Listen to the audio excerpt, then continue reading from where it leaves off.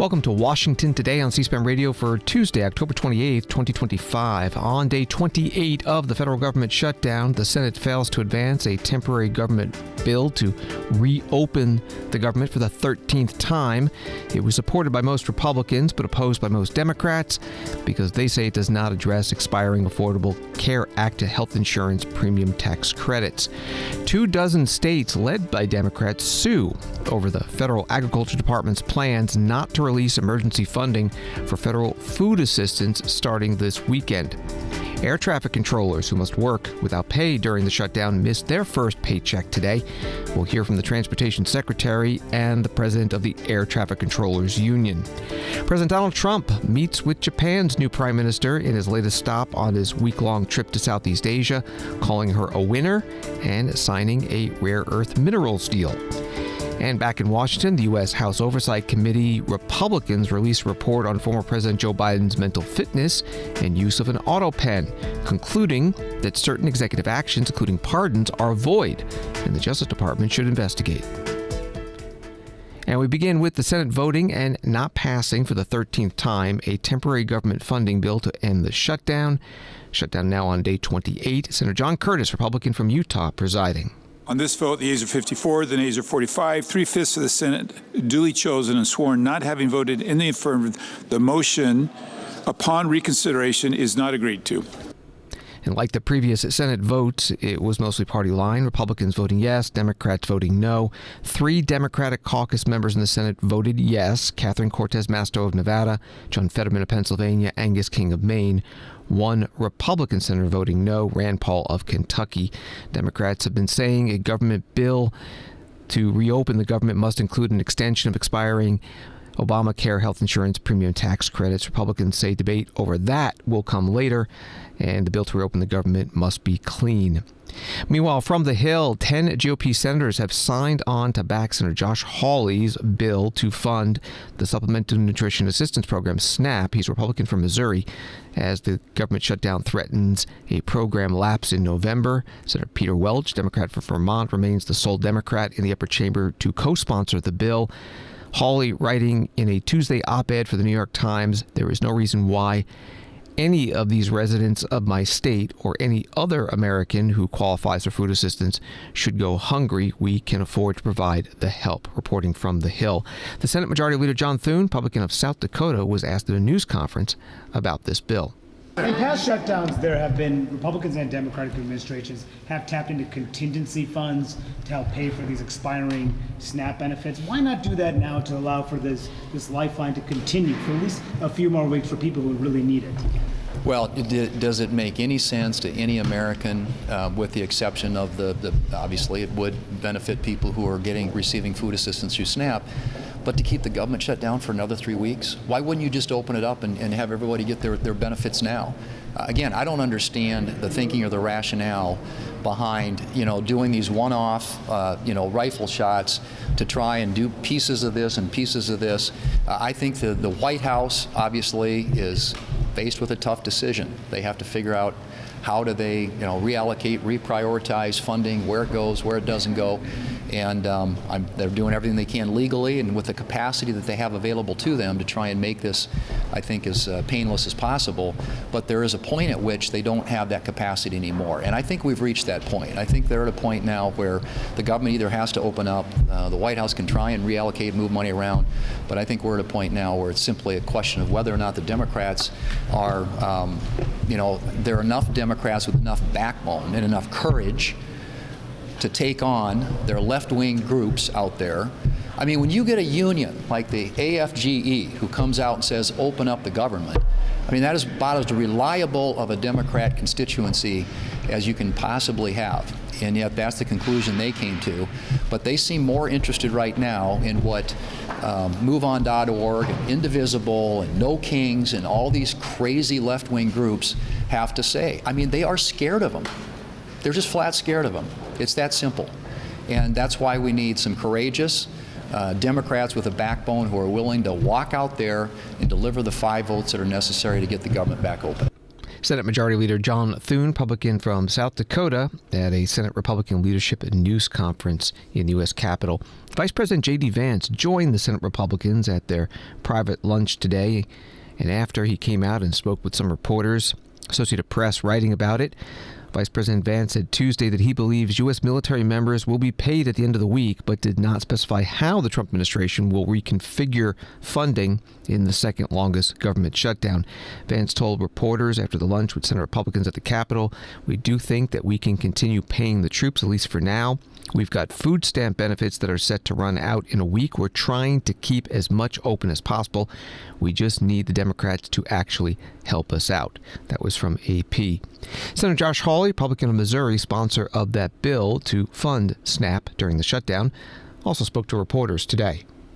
Have you heard from other Democrats? Do you think that this ultimately gets a vote? I don't know. I don't know the answer to that. Senator Welch, I'm delighted, is a co-sponsor of the SNAP legislation, so it's bipartisan. There's a gob of Republican sponsors. I think there's 12 or something like that. So, listen, I mean, 42 million Americans shouldn't have to go without food, is my view. But what does it say if that's not actually changing the stakes of what's happening up here? Well, what do you mean changing the stakes? The fact that people are looking at that November 1st deadline and saying, well, I'm not moving my vote, I'm not changing my posture. Terrible. Well, I think it's terrible. I mean, I think it shows you that for a lot of people in this building, this is sort of a game. It's like, oh, who's ahead, who's behind, as if it's a horse race. It's not a horse race. 42 million people are about to go without food, including a lot of children. In my state, it's 650,000 people. I mean, that's extraordinary. It's 12% of the American population. And that's before we even get to people like the military who are not going to get paid, air traffic controllers who are now no longer getting paid. I mean, they've got families too. All these people should be paid. So, this is ridiculous. This is what is today, 28, 29? Too long. Every minute of this has been too long. But on SNAP, my view is if the Democrats won't consent to reopen the government, let's at least ensure that kids aren't going hungry. I mean, this is just ridiculous. Should the White House tap into this contingency fund and pay for these SNAP benefits? Well, I don't know, Mono. I mean, I think that's kind of a distraction for two reasons. I mean, number one, they don't think they have the legal authority, which I respect. I mean, listen, you can't accuse this president of not trying to do everything he can to pay people. I mean, he paid the military, he paid the FBI. I mean, he's put a Band-Aid on a lot of this. And I just would point out that my Democrat friends commented about that and complained about that when he did it. I've heard a number of them complain about the fact he's paying the military. And now they say, well, we want him to pay more people. Listen, this is Congress's fault, not his fault. This is Congress's fault. So when it comes to SNAP, the only solution here is we need to appropriate the money. I mean, that even if he could put a Band-Aid on it, he couldn't pay all of it. And so we need to appropriate the money. And if it doesn't happen, what's the impact on your state specifically? If we don't do it, you mean? Yeah. 650,000 people in Missouri are going to miss food assistance. I mean, people are going to go hungry. 42 million people nationwide. That's way too many. Senator Josh Hawley, Republican from Missouri, speaking to reporters on Capitol Hill. Washington Post writing about the United States Department of Agriculture saying that they cannot spend the contingency money on SNAP. USDA has $5.5 billion on hand in contingency funds for the program, enough to cover more than half the month's cost, but it cannot pay them. A senior administration official told the Washington Post on Monday that money is meant to be held in case of natural disasters or other catastrophes, not used to cover for a lapse in government funding, said the official, who spoke on the condition of anonymity because they were not authorized to speak publicly. That was from the Washington Post. U.S. House Speaker Mike Johnson, Republican of Louisiana, said at a House Republican Leadership News Conference today that it would be a waste of time for his chamber to pass a standalone SNAP funding bill or one that pays government workers, pointing to the continuing resolution that the House passed before the shutdown to prevent the shutdown, the temporary government funding measure. Congresswoman Rosa DeLauro, Democrat from Connecticut, ranking member on the Appropriations Committee, said at a House Democratic Leadership News Conference today that the law is clear that the Agriculture Department must spend the SNAP contingency money. Supplemental Nutrition Assistance Program. We just don't sit here and say, okay, we're going to pass this law today, and Democrats and Republicans are going to agree to that, and the president signs it into law, and then we say, oh, hey, did we really mean to do that? And just to ignore that, which is what is happening. It is in the law.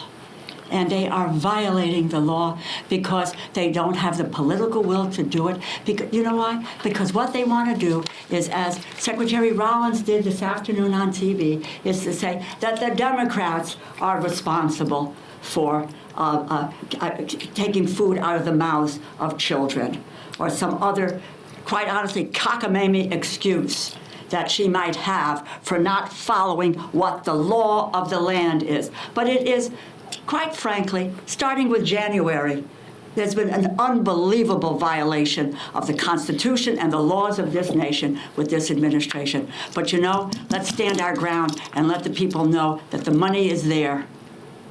They need to wave their magic wand, and the money will go out, and in short order, we'll be able to get 42 million people fed in the way that the food stamp program has done from its outset.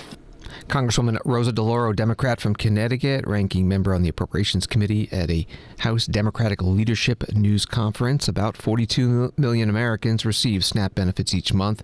Average benefit, according to federal data, is about $300 per household.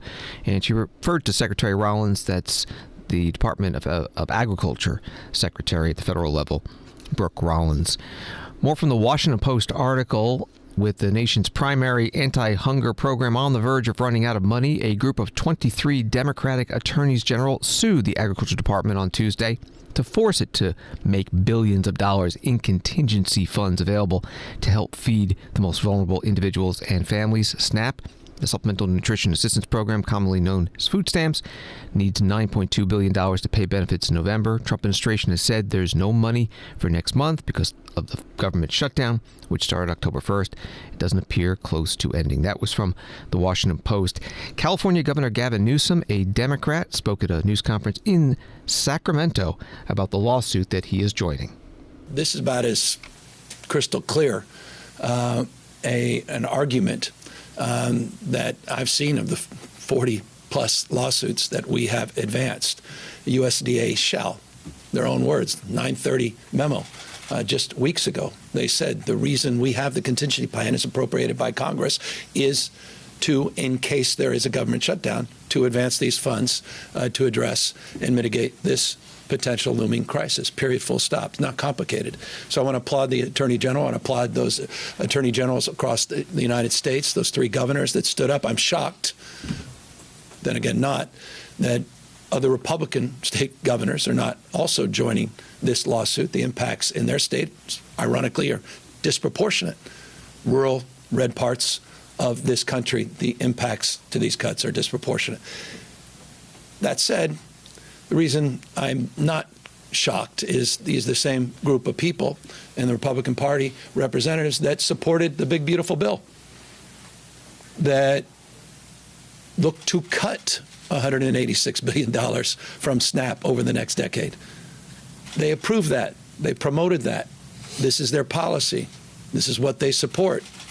This is, in many respects, a preview of things to come. $186 billion 10-year cut to food stamps to SNAP in the big, beautiful bill, impacting in California. We estimate 395,000 people that will lose their coverage because of the new criteria and new requirements in that bill. I find it also interesting that the Senate's going to be having lunch today. Lunch to discuss cuts to food programs.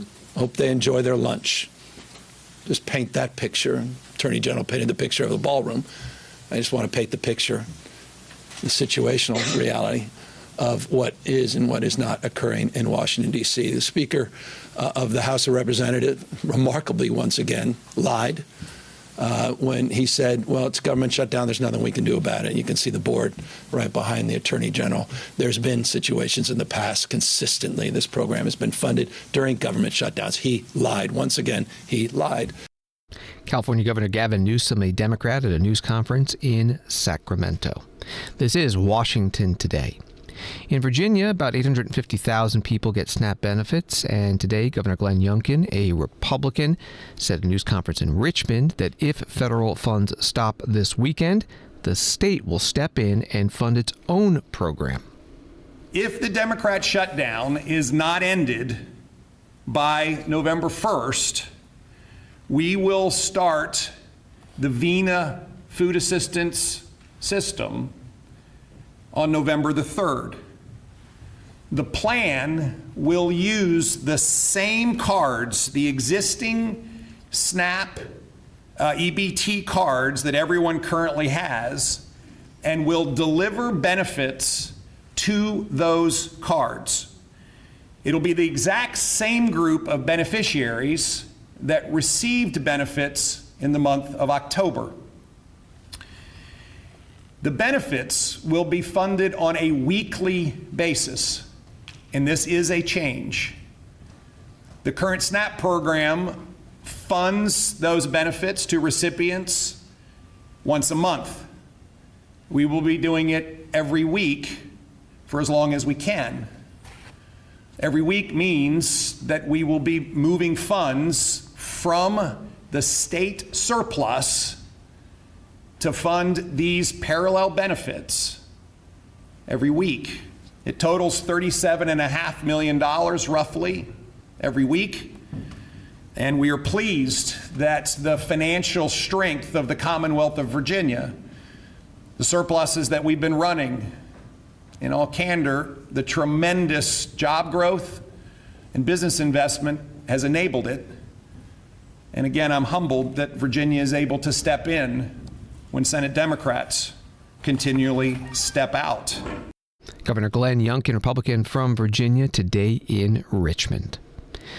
Story from CNBC. U.S. air traffic controllers Tuesday missed their first full paycheck since the government shutdown began at the start of the month, while the Department of Transportation said flight delays due to staffing shortages have increased. The controllers are facing increased financial stress.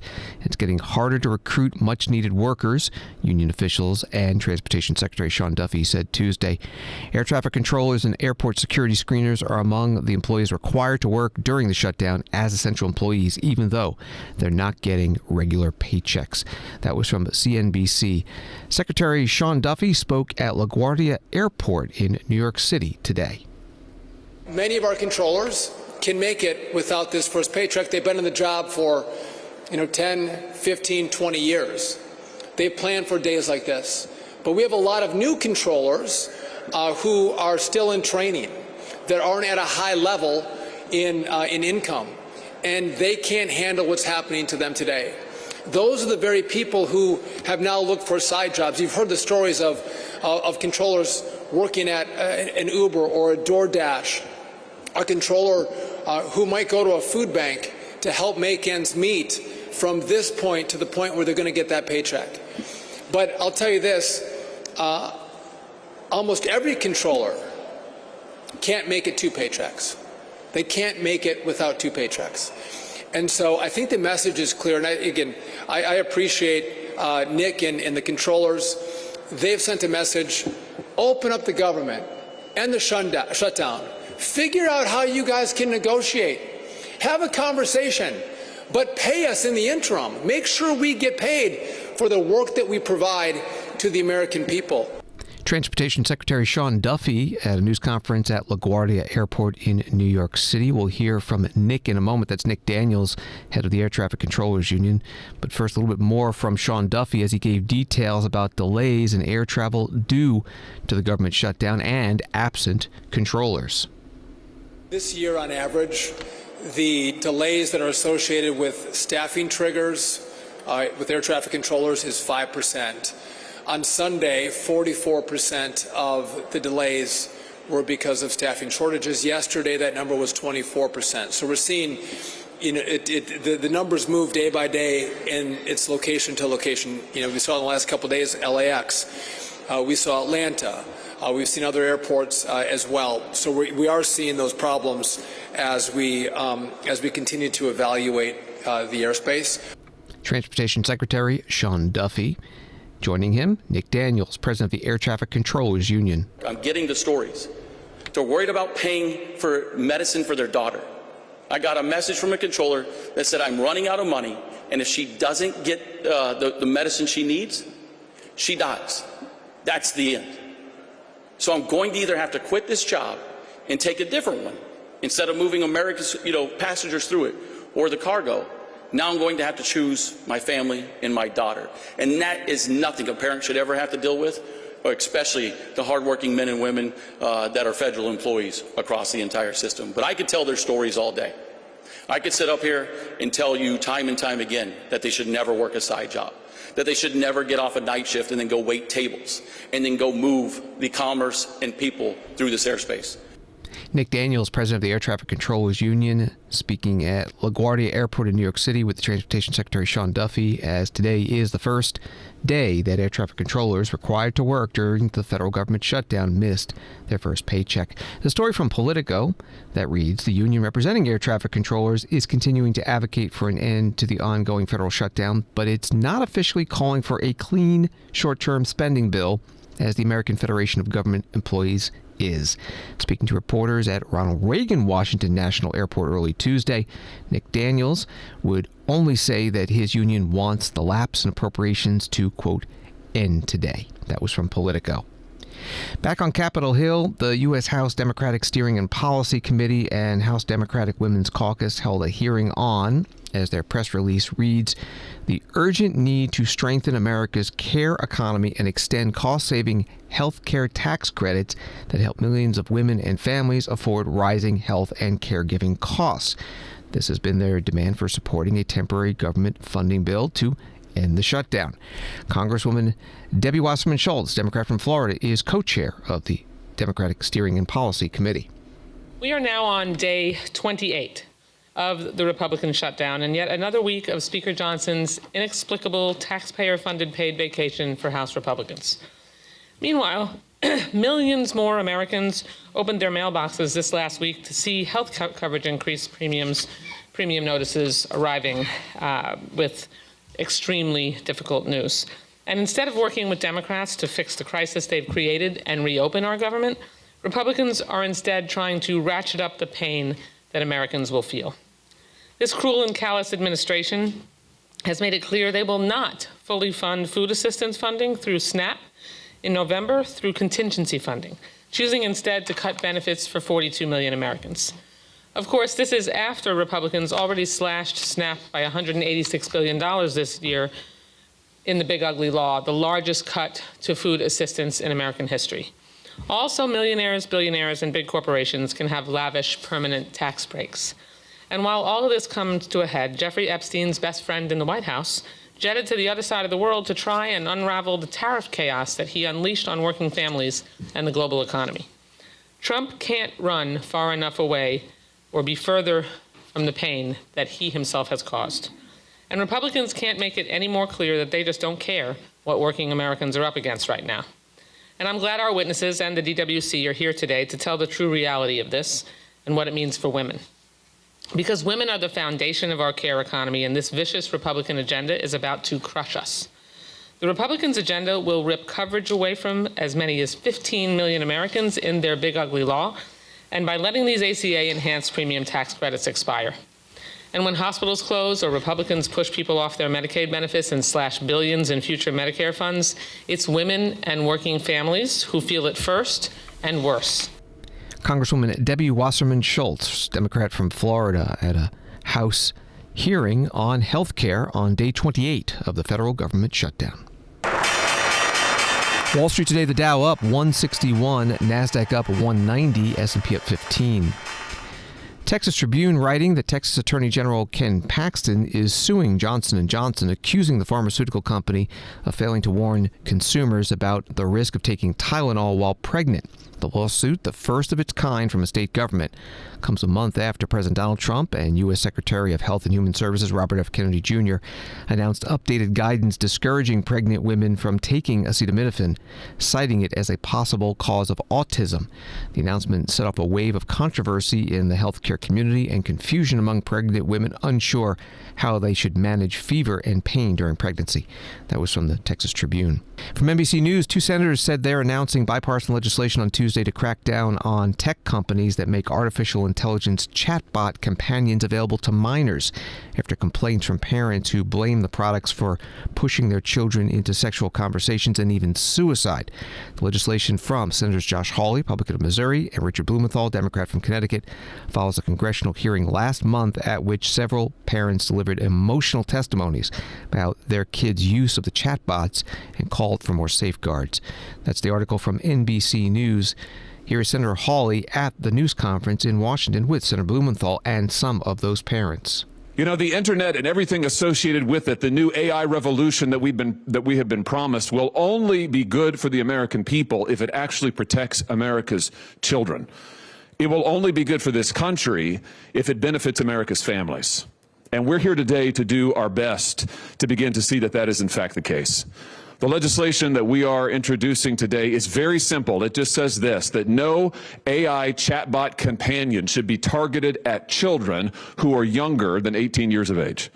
This legislation would require age verification to make sure that these companies are not going after kids and trying to profit off of them. It would also require mandatory disclosure by all chatbots for people of all ages to make it clear that these chatbots are not in fact human, that they are not licensed professionals of any kind. They are not therapists. They are not counselors. They are not priests. They are not lawyers. And I say these things because chatbots at one time or another have claimed all of the above. In fact, you'll hear from parents today about what some of these chatbots told their children as the chatbots urged them to abandon their families, to ignore the advice of their parents, and then sadly, ultimately, to take their own lives. This is a new frontier that will be a nightmare for the American family and American children unless Congress does its job. Senator Josh Hawley, Republican from Missouri, at a news conference today on Capitol Hill. And more from the NBC News article on the introduction of this bipartisan bill. ChatGPT, Google Gemini, xAI's Grok, and Meta AI all allow kids as young as 13 years old to use their services according to their terms of service. The newly introduced legislation is likely to be controversial in several respects. Privacy advocates have criticized age verification mandates as invasive and a barrier to free expression online, while some tech companies have argued that their online services are protected speech under the First Amendment. That was from NBC News. Washington Today continues in a moment. The weekly podcast is a unique offering from C-SPAN. We record it right here in the C-SPAN radio studios in beautiful downtown Capitol Hill. In a town where extremes get so much attention, this isn't more extreme opinion, it's extreme history, connecting the old with the new. Hear what's happening right now against the backdrop of the history you know. So listen, follow, and enjoy the C-SPAN radio podcast, The Weekly. And have friends and family who love political history and even love C-SPAN's coverage of politics? Tell them about it too. Find C-SPAN's The Weekly wherever you get podcasts.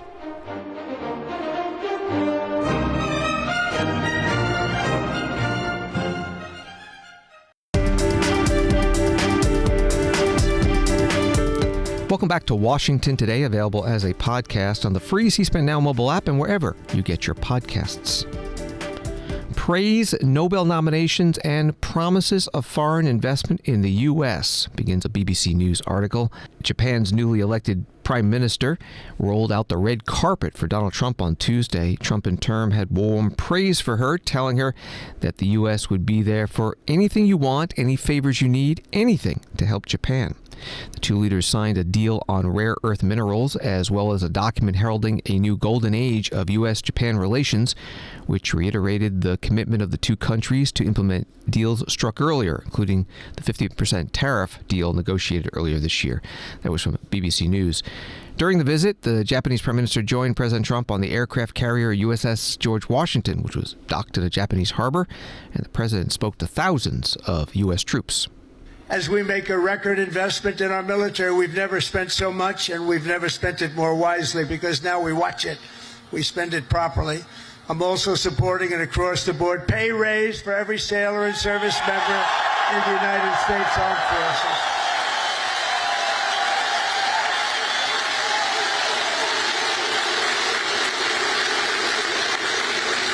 Now, if you don't want it, you want to give back to your country, just let us know. We won't give it to you. Is there anybody in that category? Huh? But now, all we really have to do is get the Democrats to approve it. But they'll come along. They always do, you know, they always do. And because I heard that the sailors on the George Washington took a hit to your family separation pay. You know what I'm talking about, right? You took a little hit to be here, right? By returning to the port, you returned early for this event. I am delighted to announce that as your sort of boss, I don't feel like your boss, but I guess I am. At least you'll be happy about this one. At my direction, we're going to make sure that you receive the full amount that you were owed for the deployment. And we're not going to deduct anything because you came in to listen to your commander. I'd like to be an admiral. I always wanted to be an admiral, to be honest. Don't tell the other people that I love so much. You know, they sit around the table, they have all those beautiful stars and stripes, but I'll tell you what I love. I will always love the admirals. I love those uniforms. And I look at these guys. I don't think I would have done very well if I had to compete with these people. They're too good. But I always felt that the Navy is a very special group of people. And I see it when I see you. I see it over the past 11 months. The spirit of our military has been soaring like never before. You know that. The spirit of our country has been soaring. After years of recruiting shortages, and we had bad ones. It was embarrassing, frankly. During my campaign, before the election, November 5th, after that, it all changed. After we won, it all changed. And now we have waiting lists with record numbers trying to join the U.S. Navy and all of the armed forces. We have literal waiting lists, and I'm pleased to report that 2025 was the Navy's single best recruiting year in many generations. That's pretty good, isn't it? President Donald Trump on the aircraft carrier USS George Washington during his visit to Japan. Also in that country, he spoke to a business leaders' dinner at the ambassador's residence. And we had a phenomenal day here in Japan with a momentous trade deal. We made a big, beautiful trade deal for both countries. In fact, to the best of my knowledge, I think Japan also had their best stock market day ever. So your new prime minister is doing very well. First female, first woman prime minister. And I said, you already hit the highest stock price you've ever hit. So she's very happy. And we spent the whole day together. It was beautiful. And she's great. We went out to the USS George Washington, the SS George Washington. It was really great. The sailors and a lot of others, we had a lot of people, a lot of military people were there, but boy, that was some scene. It was incredible. You wouldn't believe that a ship could hold that many people. But I just want to say that she is a delight, and I think she's going to be a great prime minister. I really do. I got to know her pretty well in a short period of time. President Donald Trump at a business leaders' dinner in Tokyo, Japan. A Reuters article on the president's visit to the country reads both governments released a list of projects in the areas of energy, artificial intelligence, and critical minerals in which Japanese companies are eyeing investments of up to $400 billion in the U.S. Tokyo pledged to provide $550 billion of strategic U.S. investments, loans, and guarantees earlier this year as part of a deal to win a reprieve from President Trump's punishing import tariffs. That was from Reuters. Next stop on President Trump's week-long trip to Southeast Asia is South Korea to meet with that country's leader. Also on Thursday to meet with Chinese leader Xi Jinping, as South Korea hosts the leaders from 20 countries for APEC, the Asia-Pacific Economic Cooperation Summit. Returning to Washington, D.C., from ABC News, House Oversight Republicans released a blistering report Tuesday morning that details their findings into former President Joe Biden's mental acuity and his use of the Autopen, calling on Attorney General Pam Bondi to examine all executive actions taken during the prior administration, as well as scrutinize the actions of 3 senior officials who refused to comply with the panel's closed-door interviews for fear of criminal prosecution. Democrats quickly dismissed the report as a sham, with Biden's post-presidency office calling it baseless. That was from ABC News. At a House Republican leaders' news conference, the Speaker, Mike Johnson, was asked for comment.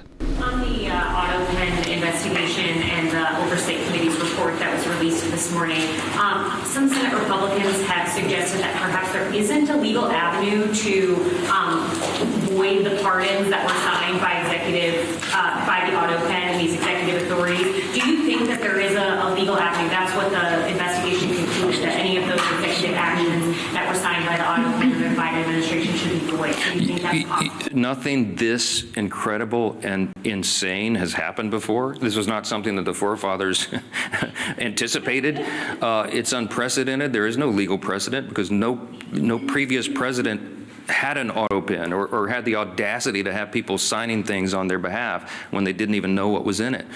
And so we're in uncharted waters as a nation. As we say up here all the time, we're so tired of making history. I just want normal times, normal Congress again.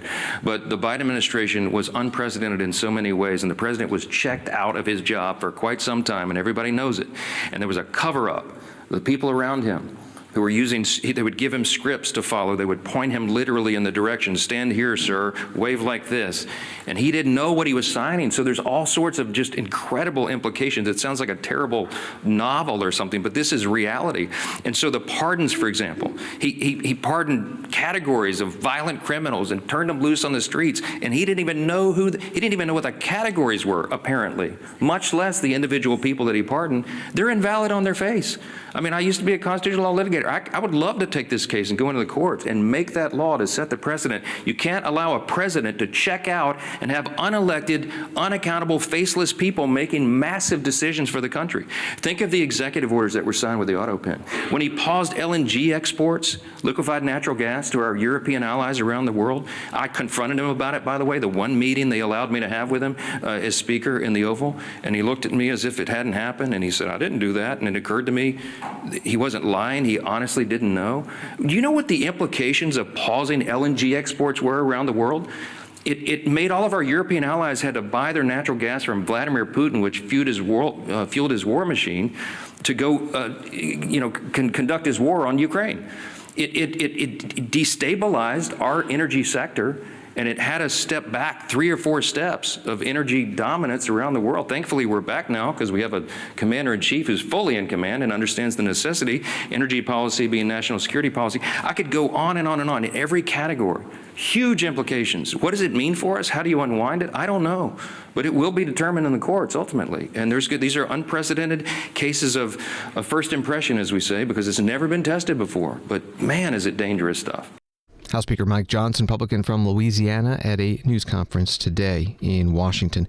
The title of the House Committee on Oversight and Accountability Republicans' report is The Biden Autopen Presidency Decline, Delusion, and Deception in the White House. A statement from Congressman Robert Garcia, Democrat from California, ranking member on the Oversight and Accountability Committee, called it a sham investigation. He said every White House official testified President Biden fully executed his duties as President of the United States. The testimonies also make it clear the former president authorized every executive order, pardon, and use of the Autopen. Attorney General Pam Bondi writing today on X, my team has already initiated a review of the Biden administration's reported use of Autopen for pardons. Congressman Comer's new information is extremely helpful, and his leadership on this issue is invaluable. We'll continue working with the House Oversight Committee Republicans to deliver accountability for the American people. President Donald Trump's call for Republican-led states to redraw their congressional boundaries ahead of the 2026 elections, writes Newsweek, has triggered a redistricting arms race across the United States. Typically, states draw boundaries of congressional districts every 10 years after the census has concluded, but Trump is hoping to preserve the GOP's slim majority in Congress through mid-decade redistricting, since the president's party typically loses seats in midterm elections. However, Democrats who need to gain 3 seats to win back the House are countering by redrawing boundaries in Democrat-led states. That was from Newsweek, which also has a list of all the states currently involved. The have already redrawn the maps includes Texas, California, Missouri, North Carolina, and Utah. Taking steps towards that, Indiana, Virginia, Louisiana, Ohio, and Kansas, and considering it, Colorado, Florida, Illinois, Maryland, New York, and Nebraska. This was all analyzed today at American Enterprise Institute discussion on the 2026 elections. AEI's Chris Stirewalt asked about Prop 50 in California on the election ballot next Tuesday, where voters would need to approve the new Democratic-leaning map. You'll hear the answers from Anna Greenberg, a Democratic strategist, and then AEI's John Fortier and Republican strategist Brian Jones. States like Virginia, states like Colorado, Maryland, other Democratic states. So we know the pressure on Republicans that comes right from the White House. For Florida, for Indiana, for Missouri, Ohio's got to do it anyway because they're terrible at drawing congressional districts in Ohio, and they have to basically constantly redistrict. But we know the pressure on the Republicans. How much, Anna, do you think that the results of Prop 50 in California will speak to the willingness of Democrats in other states to pull the trigger on redistricting? I wouldn't be surprised if it makes much of a difference, in the sense that I think everybody thinks it's going to pass, right? I think people have largely thought it was going to pass from the beginning. It wasn't a shoo-in from day one, but I think given the partisan nature of the state, given Gavin Newsom's sort of new identity as kind of chief troll, I think that against Trump, I think most Democrats assume it's going to pass. I do think, though, that as Republicans, Indiana definitely didn't want to, but probably will, as they find more and more states to squeeze seats out of. I think you're going to see more pressure in states for Democrats to do it. So you had a meeting yesterday at 4 o'clock of state legislators in Virginia planning, Spanberger wins, to think about redistricting before 26, and that actually feels quite real. Hakeem Jeffries went to Illinois to talk to legislators there. I'm not sure what can happen there. So I think and Utah, I don't exactly know where things stand right now, but that's one that's is less of it's court-ordered redistricting that may actually end up netting a seat for Democrats. So this may end up being a wash if 2 or 3 more states do what California did. But we don't have Donald Trump. We don't have an enforcer who has an unbelievable ability to get people to do what he wants. We don't have that. We have Chuck Schumer and Hakeem Jeffries, who are fine leaders of the party, but they're not people who can go and can threaten people in ways that with real consequences. So it's just a harder process on the Democratic side. Also, we have states that have, what California is doing is basically temporarily suspending a constitutional amendment, right, around nonpartisan redistricting. And we do have some Democratic states that are in that sort of situation where constitutionally it's very difficult for them to do. So I'm not sure California has that much impact. I think the more Republicans do, that is what is pushing states to start thinking more creatively, Democrats in Democratic states, to think more creatively about how they could draw more seats. I don't think we should forget how it seemed nearly impossible, or at least very, very hard for California to do this. You needed supermajorities in the legislatures, you needed to put it on the ballot, and it looked like, Texas, Republicans could do what they wanted with the control of the legislature, but this was going to be difficult, and they were able to do it. And there's just a mishmash of states out there, some of which have some of these restrictions, which seem like, we won't be talking about them, like Virginia, for example, that because they have a commission. So the map is out there. I still think ultimately probably Republicans have some chance to gain some more, but the California one really does essentially cancel out Texas, and that makes a Brian, what do you say? Yeah, I think 2 kind of observations on this. One is, the country has gotten increasingly partisan. I think everybody knows that. So apart from redistricting, I think there are 3 states right now that have senators with split partisan affiliations. I think if you go back to last election, it really was not a lot of House seats where someone went different than the president. So you're seeing this kind of separation, which we could have a whole separate panel and conversation on what that means. I don't think it's particularly probably good, but it's happening, right?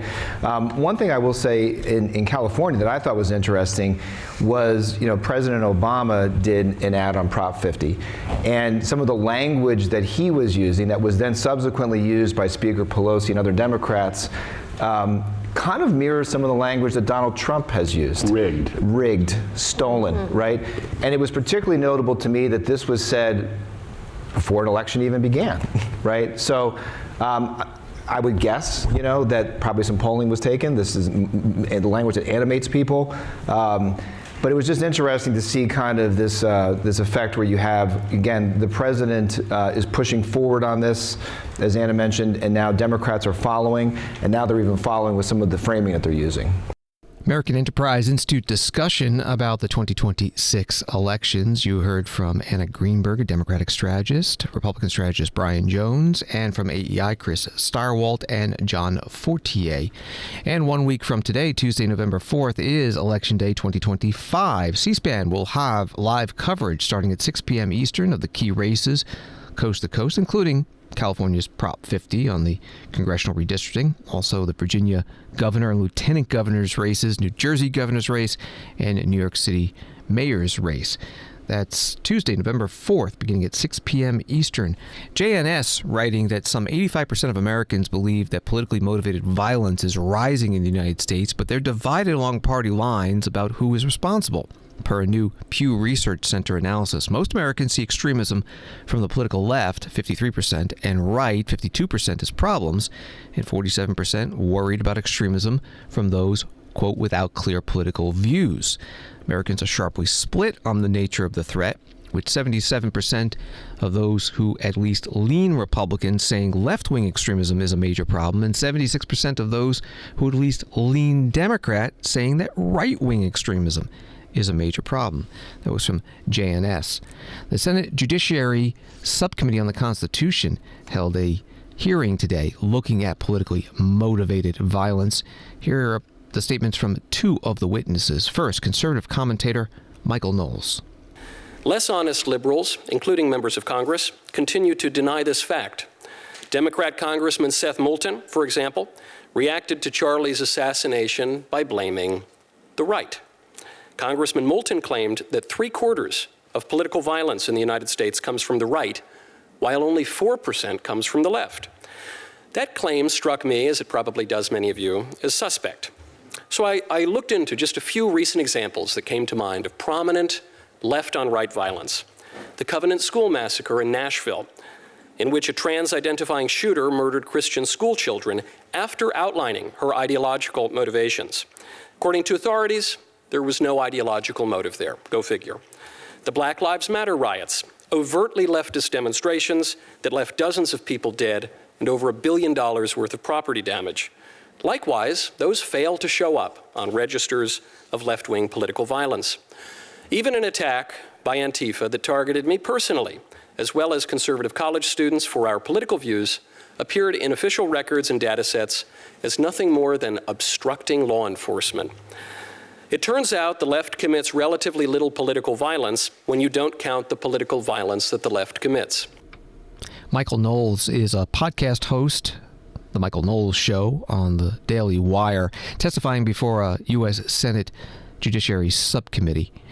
Also testifying Daniel Hodges, a D.C. police officer who defended the U.S. Capitol during the January 6, 2021 attack. I'm speaking in my personal capacity. However, I draw upon my experiences as one of the few police officers in this country who has policed both the protests and riots of 2020, as well as the insurrection of January 6, 2021. I am intimately familiar with political violence, as when I fought to defend the United States Capitol and many of your very lives, I was beaten, bloodied, crushed, with my eye gouged and my skull smashed with my own baton. Political violence is a worthy topic for discussion. However, the press release I saw from the subcommittee chair made it clear this was not going to be an honest consideration of various causes and effects, but rather a ham-fisted attempt to propagate the unsupported notion that liberal ideology is the greatest origin of modern political violence. This is particularly galling to me since every single member of the majority on the subcommittee has either contributed to one of the most infamous examples of conservative political violence of our age or the protection of its perpetrators. Every majority member who could do so voted to acquit Donald Trump during a second impeachment, and now we find ourselves in a new horrific age of political violence, one where it is carried out by the state itself. A permanent resident was arrested without a warrant and is being threatened with deportation simply for his politics. A Tennessee man was arrested and is being held on $2 million bail for sharing a Trump meme on social media. Members of Congress have been denied access to ICE facilities, despite the law granting them unannounced oversight rights. These detentions and prohibitions are all grounded in the threat of deadly force and violence, are absurd or outright illegal, and politically motivated by right-wing ideology. The fact that these actions are carried out by agents of the state doesn't make them acceptable, it makes them far worse. The current administration is doing whatever it can to downplay the threat that right-wing violence presents to the United States, including literally erasing data. Between September 12th and the 13th of this year, the Department of Justice deleted their own study from their website, which came to the conclusion that right-wing extremism poses a much greater threat than left-wing extremism. I quote now the opening paragraph of this National Institute of Justice report published just last year. Quote, militant, nationalistic, white supremacist, violent extremism has increased in the United States. In fact, the number of far-right attacks continues to outpace all other types of terrorism and domestic violence extremism. Since 1990, far-right extremists have committed far more ideologically motivated homicides than far-left or radical Islamist extremists, including 227 events that took more than 520 lives. In this same period, far-left extremists committed 42 ideologically motivated attacks that took 78 lives. Daniel Hodges, former police officer with the Metropolitan Police Department in Washington, D.C., testifying today before a U.S. Senate Judiciary Subcommittee holding a hearing about politically motivated violence. Daniel Hodges was at the U.S. Capitol building defending it on January 6, 2021 during the attack. You can find this full hearing at our video library at cspan.org. U.S. Conference of Mayors putting out a press release today saying the conference announced that 230 Republican, Democratic, and Independent mayors from 41 states and Puerto Rico have signed a declaration to de-escalate our nation's political tensions and reject violence and dehumanizing rhetoric. Titled the Oklahoma City Declaration, the agreement was first shared last month at the Oklahoma City National Memorial and Museum, the site of the deadliest act of domestic terrorism in living memory. Part of the press release from the U.S. Conference of Mayors. Thank you for listening to Washington Today. Sign up for C-SPAN's evening newsletter word for word and get the stories making headlines sent to your inbox every day. Subscribe at cspan.org/connect. Have a good night.